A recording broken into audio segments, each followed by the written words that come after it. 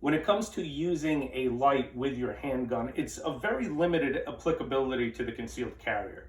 There's very few incidents where that happens because in public, most people are in places that might be dimly lit, but they're still lit. Think of parking lots, that kind of thing. Having grown up in a very rural environment, I'm actually used to spending a lot of time in pitch black environments where I have many times used a handheld light to light things up. So think about the techniques that actually apply to using the light if you do have to shoot with it. As a civilian concealed carrier, you must carry a handheld light.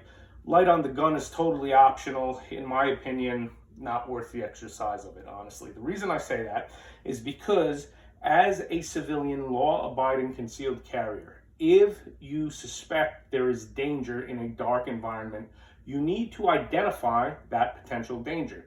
You cannot point the gun at the danger and light it up. That's why techniques that tie the light together with the gun are of limited applicability. They have some applicability, but one of those things that they're useful for is not searching like this. We don't want to be pointing a muzzle at everything that we point the light at. So realistically, as a civilian concealed carrier, if you feel threatened in a dark environment, you're going to search with the light in a searching capacity.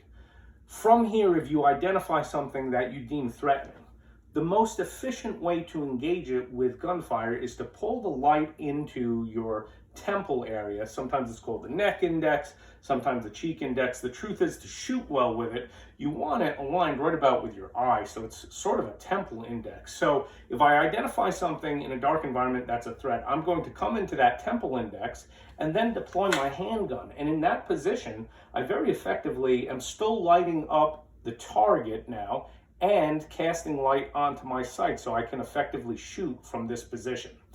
So one thing about that position, you want to make sure that, again, the height of the light is right, because if it's too low, it's going to cast a lot of shadow from the gun and hand onto the target, and you need to be high up over the gun so you're still seeing the sights but now illuminating the threat. Okay, so that is realistically for the civilian. This is the most realistic and useful shooting position with a white light. However, beyond that, you may need to go to the old school Harry's technique. Probably the primary reason that would happen is if you have to shoot around a strong side barricade, the light has to come over onto the other side of the gun. So there's other techniques for doing it. You can just pull the light over like this.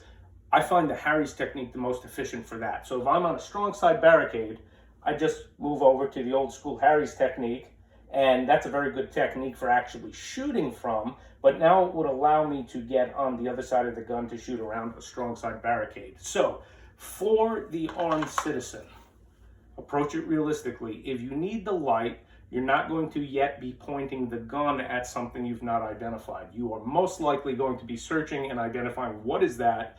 If you deem, oh, that's threatening, come to that temple index and directly engage whatever the threat is.